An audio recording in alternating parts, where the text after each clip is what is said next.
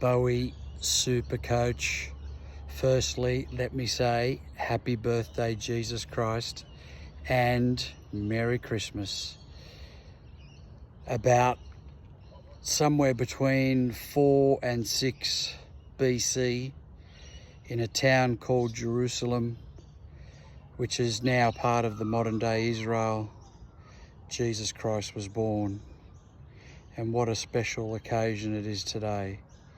Of course, Merry Christmas to you, but I would love everyone to wish Jesus Christ a happy birthday today during their celebrations and in their prayers.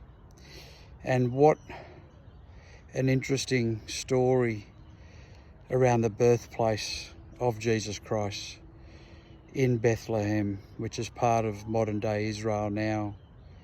And you look at the atrocities which occurred in October last year in Israel, with over 1,000 people being butchered and hundreds of people injured and still hundreds of people missing, and it's over a year later.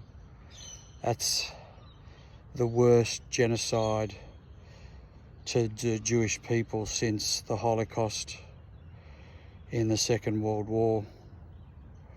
And the anti-Semitism that's occurring around the world is so sad, so duplicitous, so nefarious, and frankly just disgusting.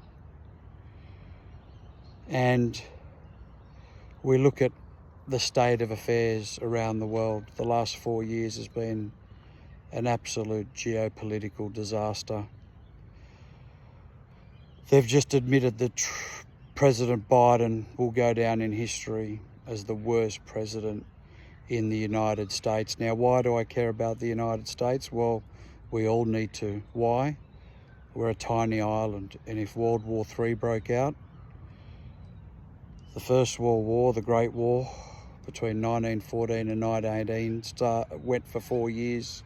Second World War between 39 and 45 went for 6 years. Well, let me tell you, if there was a war that broke out, Australia in isolation with no support in terms of rifles, ammunitions, warships, planes, military, etc., we wouldn't last years, we wouldn't last months, we would actually last a matter of hours in terms of our artillery. So we need the super nation, America. And the 20th of January cannot come soon enough, which will be the inauguration of the great Donald J. Trump.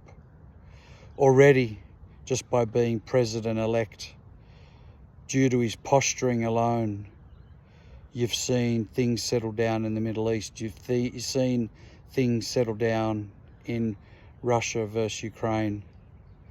And that's just from the posturing and the narrative. Just wait till the 20th of January onwards. We're going to experience some of the most incredible economic and health periods of our time.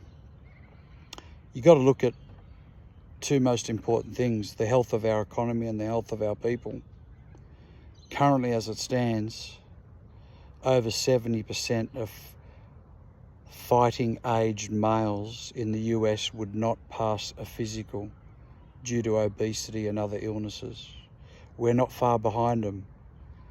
Approximately 50% of Australian fighting-age males would not pass the physical for the military. This is a very sad state of affairs.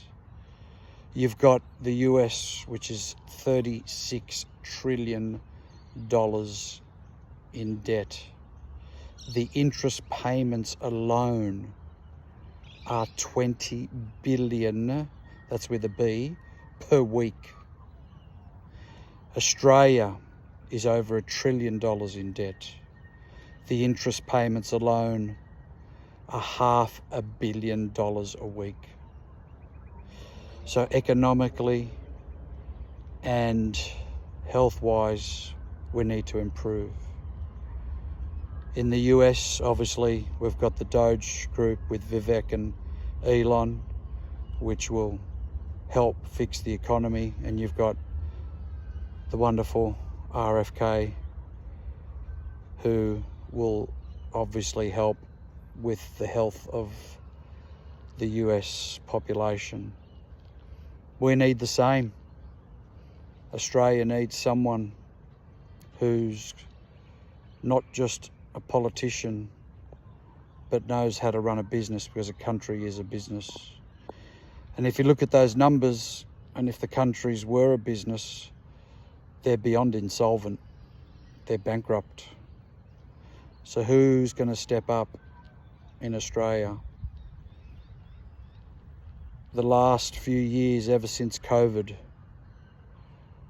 you'll be noticing that either yourself or people you know have had severe injuries since receiving the jab. You'll also probably notice that a lot of people mentally are just not the same. That's what happens when you manipulate people's DNA for the first time in modern history. And I'm proud to say that I certainly didn't put that poison in my body. And why would you? Everyone knows that any drug or vaccine takes 20 years. You've got 10 years of research development. You've got 5 years of animal trials. Then you've got 5 years of human trials. These were formulated within 10 months.